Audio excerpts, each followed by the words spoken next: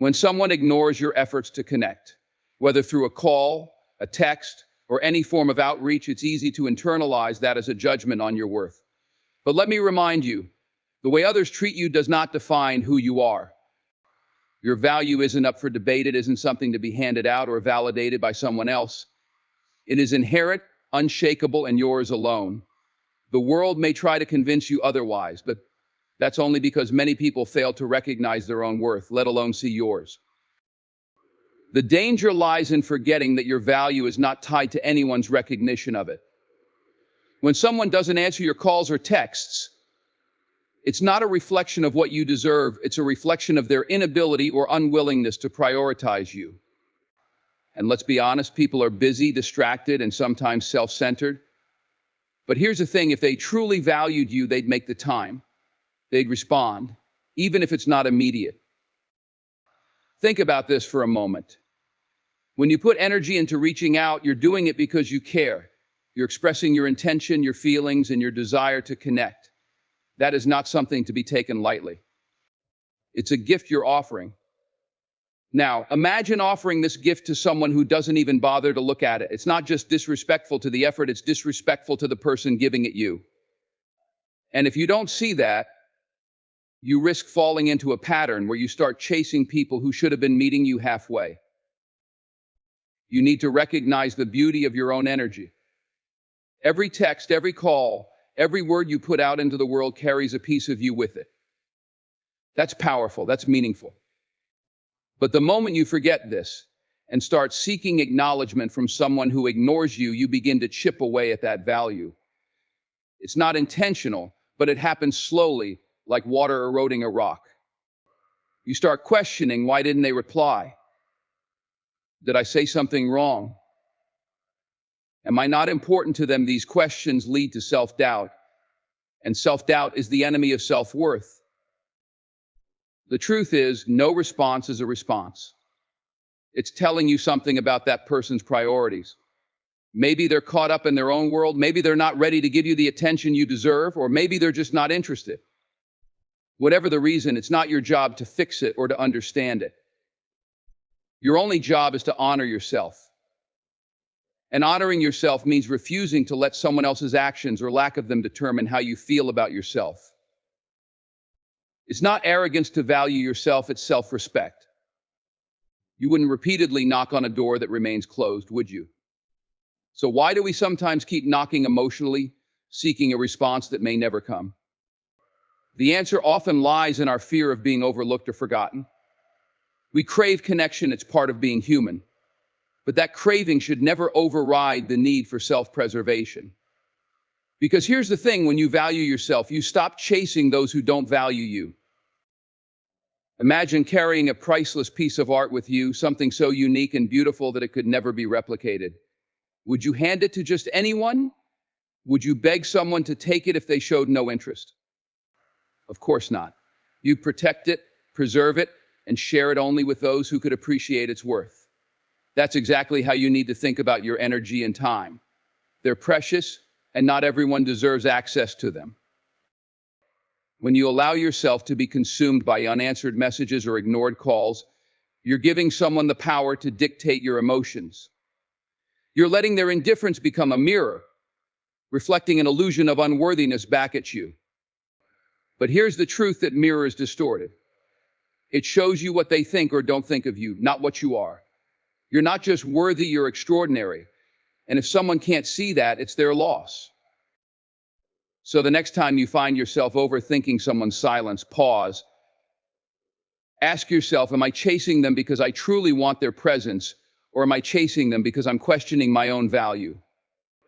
The answer will always point you back to the truth: your worth is not up for negotiation. It's not determined by the response you get, the attention you're given, or the validation you seek. It's determined by how you see yourself, and that is where your focus should always remain.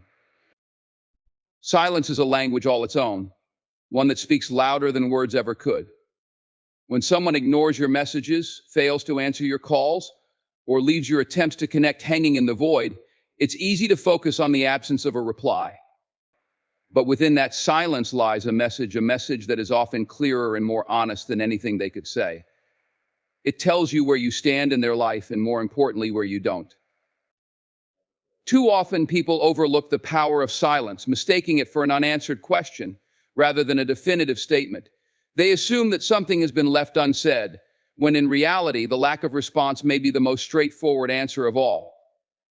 It's human nature to try to fill in the blanks, to create stories or explanations for why someone isn't responding. Maybe they're busy, maybe they didn't see it, or maybe something urgent came up. While those possibilities can sometimes be true, repeated silence usually isn't a fluke. It's a choice, a deliberate decision to not engage, not prioritize, and not reciprocate. When someone chooses not to answer you, they are communicating something about their priorities. Silence in this context becomes an action, and like any action, it reveals something about the person who takes it. People make time for the things that matter to them. They pick up the phone, respond to a message, or show up for the people who hold a place of importance in their lives. When they don't, it speaks volumes about where their attention lies. But here's where silence becomes especially powerful. It forces you to confront your own feelings and assumptions. When there are no words to analyze, no explanations to consider, you're left with the raw reality of their inaction. It's uncomfortable because it removes the illusion of control. You can't rationalize their behavior or convince yourself that it means something other than what it does. The truth is laid bare in their silence, and that truth can be hard to accept. What makes silence even more striking is its contrast to effort. When you reach out to someone, you're offering a part of yourself, your time, your energy, your care. That effort is an investment, and when it's met with silence, it's natural to feel disappointed, confused, or even hurt. But it's crucial to remember that their silence is not about you. It's about them, their choices, and their priorities. Silence also reveals a lack of reciprocity. Relationships, whether they're friendships, romantic connections, or professional partnerships, are built on mutual exchange. They thrive on the give and take of communication, understanding, and effort. When someone repeatedly fails to respond, they're signaling that they're unwilling or unable to participate in that exchange. And that revelation, painful as it may be, is a gift. It frees you from the illusion that you're building something meaningful with someone who isn't willing to meet you halfway. There's a certain irony in silence. While it may feel like a void, it's actually filled with meaning. It's an opportunity for reflection, for observing not just their behavior, but also your own reactions. How do you feel when someone ignores you? Do you question your worth? Do you start to doubt yourself? These responses can be powerful indicators of where you need to grow and what you need to address within yourself. Silence can be a teacher, guiding you toward a deeper understanding of your own boundaries and values. When someone ignores your efforts, it forces you to decide what you're willing to tolerate and where you draw the line. Are you okay with being an afterthought, or do you deserve to be a priority? Their silence challenges you to confront these questions and to make choices that honor your worth. It's important to remember that silence doesn't always stem from malice or indifference. Sometimes people are dealing with their own struggles, distractions, or limitations, but even in those cases, their silence still sends a message. It tells you that, for whatever reason, they're not in a place to engage with you in the way you deserve. That's not necessarily a judgment on their character, but it is a clear indicator of the dynamics between you. The beauty of silence is that it leaves no room for pretense. Words can be misleading, they can be used to placate, deflect, or manipulate. Silence, on the other hand, is raw and unfiltered. It forces you to see things as they are rather than as you wish them to be. It's a reality check, a moment of clarity in the often murky waters of human interaction. By paying attention to silence, you can learn to discern between those who value your presence and those who take it for granted. It sharpens your awareness, helping you recognize when to let go and when to hold on. Silence, though it may feel like rejection, is also a form of truth, and truth, no matter how uncomfortable, is always a step toward growth. Your energy is one of the most valuable resources you have. It's more than just physical stamina or mental focus. It's the life force that fuels everything you do, from the relationships you nurture to the dreams you pursue. When you reach out to someone, whether through a text, a call, or any form of communication, you're extending a piece of that energy to them. You're saying, I care enough to invest my time and effort in you. That's no small thing. It's a gift, a moment of connection you're offering. But what happens when that energy is met with disregard or indifference? What happens when your effort goes unanswered and you're left hanging, questioning why you even bothered? The truth is, every time you invest your energy in someone who doesn't value it, you're depleting yourself. You may not notice it at first, but over time, the repeated act of giving without receiving begins to take a toll. It can leave you feeling drained, unappreciated, and even resentful. That's because energy, like anything else of value, thrives on balance. It's meant to flow freely between people in a way that uplifts and nourishes both parties.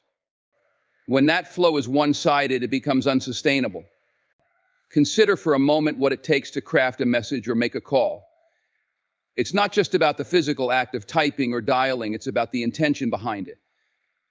You're opening a door, inviting someone into your world, and creating an opportunity for connection. That's a powerful act, one that deserves to be met with equal intention. When it's not, when your effort is ignored or brushed aside, it's a signal that the other person doesn't value your energy in the same way you do. And that's not something you can afford to overlook. Your energy is finite.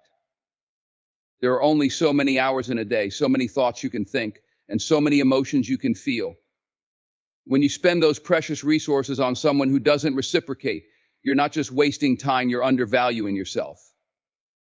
You're sending a message to the world and to yourself that your energy isn't worth protecting. That's a dangerous precedent to set because it opens the door for others to take advantage of your generosity. It's easy to fall into the trap of thinking that if you just try harder, send one more text, or make one more call, things will change. But the reality is, no amount of effort on your part can make up for a lack of interest or engagement on theirs. Relationships, whether they're romantic, platonic, or professional, are built on mutual effort. They require both parties to show up, to give and receive in equal measure. If you find yourself doing all the giving while the other person remains passive or unresponsive, it's time to reevaluate the dynamic. Respecting your energy means recognizing its worth and treating it as the precious commodity it is. It means setting boundaries and being intentional about where and how you spend it. If someone isn't willing to meet you halfway, then they're not deserving of the energy you're offering. That's not a judgment on their character, it's simply a reflection of the reality that not everyone is meant to be a part of your journey. When you respect your energy, you begin to see the world differently. You start to notice the people who show up for you, who value your time and effort, and who reciprocate your care. These are the relationships that deserve your investment, the ones that will nourish and sustain you rather than drain you. And when you focus on these connections, you'll find that your energy multiplies. It becomes a source of strength and inspiration rather than a burden. Protecting your energy also means learning to say no. It's about recognizing that you can't be everything to everyone, and that's okay. Saying no isn't a sign of weakness or selfishness, it's an act of self-respect. It's a way of honoring your limits and ensuring that you have enough energy to give to the people and pursuits that truly matter. It's not always easy to walk away from situations or people who don't value your energy. There's often a part of us that wants to hold on, to believe that things will change if we just try a little harder. But the longer you hold on, the more you risk losing yourself in the process. Letting go isn't about giving up, it's about making room for something better. When you begin to respect your energy, you'll notice a shift in how others treat you. People will start to see you as someone who values themselves, someone who doesn't settle for less than they deserve. And that energy, that confidence is magnetic. It draws in the right people and opportunities, the ones that align with your values and vision. But it all starts with you, with the decision to honor your energy and protect it fiercely. Detachment is often misunderstood as indifference or a lack of care, but in reality, it is one of the most powerful acts of self-preservation and self-respect. It's the ability to release your grip on situations, outcomes, or people that are no longer serving your growth or well-being. It is not about becoming cold or unfeeling, but about finding clarity and balance in your emotional world. Detachment is a conscious decision to stop clinging to something that creates more harm than harmony in your life. When someone ignores you, whether it's through silence, avoidance, or neglect, it's natural to feel a pull to fix the situation. Your instinct might be to reach out again, to try harder, to hold on tighter. But in doing so, you only tether yourself more tightly to a source of pain and confusion. Detachment, however, allows you to step back and view the situation from a place of strength. It empowers you to say, "This does not define me. This does not control me." Detachment is not about erasing your feelings or pretending they don't exist. Instead, it's about creating space between your emotions and your actions. It's acknowledging the hurt, the disappointment, or the frustration without letting those feelings dictate your behavior. When someone's actions or lack of them leave you feeling ignored or undervalued, detachment helps you understand that their choices are a reflection of them, not of you. It's about recognizing that you cannot control how others act, only how you respond. One of the most freeing aspects of detachment is that it liberates you from the need for validation. When you're overly attached to someone's attention or approval, you give them immense power over your sense of self. Every unanswered text or unreturned call becomes a blow to your confidence, a question mark hanging over your worth. But when you practice detachment, you reclaim that power. You stop looking to others to affirm your value because you've already found it within yourself. Detachment is also an act of trust, not in others, but in yourself and in the flow of life. It's about believing that letting go of what isn't meant for you will create space for what is. It requires courage because it means stepping into the unknown, leaving behind the safety net of familiarity, even if that familiarity is uncomfortable or unfulfilling. But that leap of faith is where growth begins. It's in letting go that you find the freedom to move forward, unburdened by the weight of unmet expectations. Practicing detachment doesn't mean you stop caring about people. You can care deeply about someone and still let go of the need for their constant presence or approval. It's about loving without clinging, giving without expecting, and being without depending. This kind of freedom is a gift not only to yourself, but also to the people in your life. When you detach, you stop projecting your fears and insecurities onto others, allowing relationships to flourish in their natural form rather than forcing them into a mold of your own making. Detachment also teaches you to focus on what you can control. When someone ignores you, it's easy to spiral into a cycle of overthinking and self-blame, wondering what you did wrong or what you could do differently. But these questions are often unproductive because they place the focus on external factors beyond your influence. Detachment shifts your attention inward to the things you can change: your thoughts, your feelings, your actions. It helps you redirect your energy toward your own growth and happiness rather than wasting it on trying to change someone else's behavior. One of the hardest parts of detachment is breaking free from the stories you've told yourself. Perhaps you've convinced yourself that if you just try hard enough, you can make someone see your worth. Or maybe you've built up an idealized version of the relationship in your mind, one that doesn't match the reality of how the other person treats you. Detachment challenges these narratives. It forces you to confront the truth, even when it's uncomfortable, and to accept people and situations as they are, not as you wish them to be. There's a quiet strength in detachment, a resilience that comes from knowing you are whole on your own. It's a reminder that your happiness does not depend on anyone else's actions or approval. You can still love, care, and connect with others, but you do so from a place of self-sufficiency rather than need. This shift in perspective allows you to approach relationships with greater clarity and balance, free from the fear of loss or rejection. Detachment also opens the door to gratitude. When you're no longer fixated on what you lack or what you wish were different, you can start to appreciate what you have. It's a perspective that shifts your focus from scarcity to abundance, from longing to contentment. By releasing your attachment to specific outcomes, you create space to recognize the beauty of the present moment, the lessons it offers, and the opportunities it holds. In this way, detachment becomes a form of empowerment. It's not about giving up or shutting down, it's about choosing yourself. It's about saying, I am enough, and I deserve to invest my energy in things that uplift me rather than weigh me down. Detachment allows you to let go without losing yourself, to walk away without looking back, and to move forward with confidence and grace. It's not an act of weakness, but a declaration of strength, a testament to the power of honoring your own worth. Self-worth is one of the most foundational aspects of our being, yet it's often the most fragile, constantly tested by external circumstances and the behavior of others. It's easy to feel like your value is tied to how people treat you, especially when someone ignores your texts, calls, or efforts to connect. But this belief couldn't be further from the truth. Your worth is not defined by anyone's attention, acknowledgement, or approval. It's intrinsic, unshakable, and entirely independent of how others respond or fail to respond to you. When you place your self-worth in the hands of others, you're giving them immense power over your emotional state. Every time someone doesn't reply, leaves you on read, or fails to reciprocate your effort, it feels like a blow to your confidence.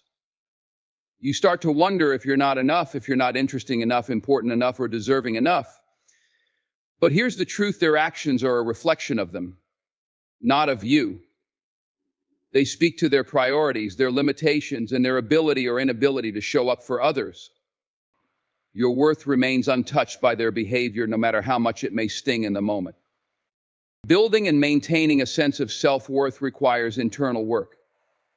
It starts with understanding that your value doesn't come from external validation. It doesn't come from how many likes your post gets, how quickly someone replies to your message, or how often people seek your company. True self-worth is rooted in the recognition of your inherent dignity as a human being. It's the quiet confidence that comes from knowing you are enough, just as you are, without needing anyone else to confirm it. One of the most powerful ways to reinforce your self-worth is to set boundaries. When someone consistently ignores you or fails to respect your efforts, it's a signal that they may not value you in the way you deserve. Rather than trying harder or giving more, it's essential to step back and ask yourself whether this person is worth your energy. Setting boundaries is not about punishing the other person, it's about protecting yourself. It's about saying, I value myself enough to not chase after someone who doesn't see my worth. Boundaries are a way of teaching others how to treat you, but more importantly, they're a way of teaching yourself how to treat you. When you allow yourself to be overlooked or disrespected, you're sending a message to yourself that your feelings and needs are secondary. Over time, this can erode your self-esteem, making it even harder to walk away from situations that don't serve you. But when you enforce boundaries, you're reinforcing the belief that you are worthy of respect, care, and effort. This belief becomes a cornerstone of your self-worth, a foundation that no one can shake. Another crucial aspect of self-worth is learning to validate yourself. This means giving yourself the acknowledgement, praise, and encouragement that you may seek from others. Instead of waiting for someone to respond to your message or call to feel valued, take a moment to recognize the effort you made. Celebrate your willingness to reach out, your capacity for care, and your courage to be vulnerable. These are qualities that make you remarkable, regardless of whether anyone else sees them. It's also important to surround yourself with people who uplift and affirm your worth. When you're in relationships, whether they're friendships, romantic connections, or family ties that are rooted in mutual respect and appreciation, it becomes easier to see and believe in your value. These relationships act as mirrors, reflecting your best qualities back to you and reminding you of your inherent worth. They help counteract the negativity that can arise from being ignored or undervalued by others.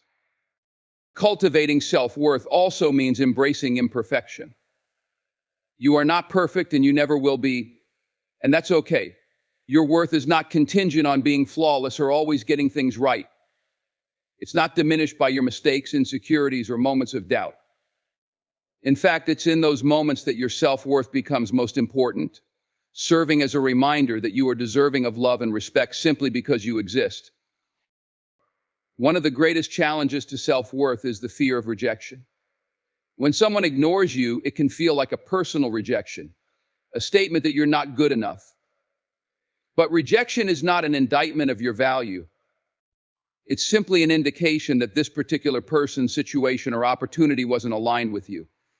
Instead of internalizing rejection, view it as redirection, a chance to focus your energy on the people and pursuits that truly appreciate and align with your worth. Self-worth is also about resilience. It's about bouncing back from the moments when you feel overlooked, dismissed, or undervalued. It's about reminding yourself again and again that your worth is not tied to how others treat you. This resilience comes from a deep sense of self-awareness, a recognition of your strengths, values, and unique qualities. When you know who you are and what you bring to the table, it becomes easier to shake off the negativity and keep moving forward. Finally, self-worth is a journey, not a destination. There will be days when you feel confident and secure in yourself, and there will be days when you doubt your value. Both are part of the process. The key is to keep coming back to the truth of who you are, a person of infinite worth, deserving of love, respect, and connection, regardless of how anyone else chooses to see or treat you. Moving forward from a place of pain or confusion is never easy, especially when you've invested time, energy, and emotion into someone who ignores you. It's a challenge that can feel like carrying a heavy weight, dragging yourself through days filled with unanswered questions and lingering doubts. But moving forward is not just a necessity, it's a gift you give to yourself. It's a declaration that you refuse to let someone else's actions define your journey or hold you back from the life you deserve. The first step in moving forward is acceptance. It's about acknowledging the reality of the situation without sugarcoating it or holding on to false hope. When someone repeatedly ignores your texts or calls, their actions are speaking louder than their words ever could. They're showing you their priorities, and as difficult as it might be, you must accept that you cannot force someone to value you. Acceptance doesn't mean you're okay with how they've treated you. It simply means you're choosing to face the truth rather than clinging to an illusion. Acceptance allows you to release the what-ifs that often haunt your mind. You stop replaying conversations, wondering what you could have said differently, or imagining scenarios where they finally acknowledge your worth. Instead, you ground yourself in the present moment, focusing on what is rather than what could have been. This shift in perspective is crucial for moving forward because it frees you from the endless loop of second-guessing and self-blame. Once you've accepted the reality of the situation, the next step is to redirect your energy. Think about all the time and effort you spent reaching out to this person, waiting for their reply, and analyzing their silence. Now imagine what could happen if you channeled that energy into something or someone else. Perhaps it's a passion project you've been putting off, a hobby that brings you joy, or a relationship that reciprocates your care and attention. Redirecting your energy isn't about distraction, it's about reclaiming your power and using it in ways that uplift and empower you. Moving forward also requires forgiveness, not necessarily for the other person, but for yourself. It's easy to fall into a cycle of self-criticism, wondering why you didn't see the signs sooner or why you kept trying when it was clear the other person wasn't interested. But holding on to these feelings only keeps you stuck. Forgiveness is an act of compassion, a way of telling yourself that it's okay to have cared, even if that care wasn't returned. It's okay to have hoped, even if that hope wasn't realized. You are human, and part of being human is sometimes giving more than you receive. In the process of moving forward, it's important to redefine what this experience means to you. Instead of seeing it as a failure or a rejection, view it as a lesson, a stepping stone on your path to growth. Every interaction, whether positive or negative, teaches you something about yourself, your needs, and your boundaries. Perhaps this experience has shown you the importance of mutual respect and effort in relationships. Perhaps it's taught you to listen to your intuition when something feels off. Whatever the lesson, embrace it as a tool for building a stronger, wiser version of yourself. Part of moving forward is also about creating distance, not just physically, but emotionally and mentally. This means letting go of the urge to check their social media, read old messages, or dwell on memories of better times. These habits only keep you tethered to the past, preventing you from fully stepping into the present. Creating distance doesn't mean you have to erase them from your life entirely, but it does mean prioritizing your well-being over any lingering attachment. As you move forward, you'll likely encounter moments of doubt or sadness.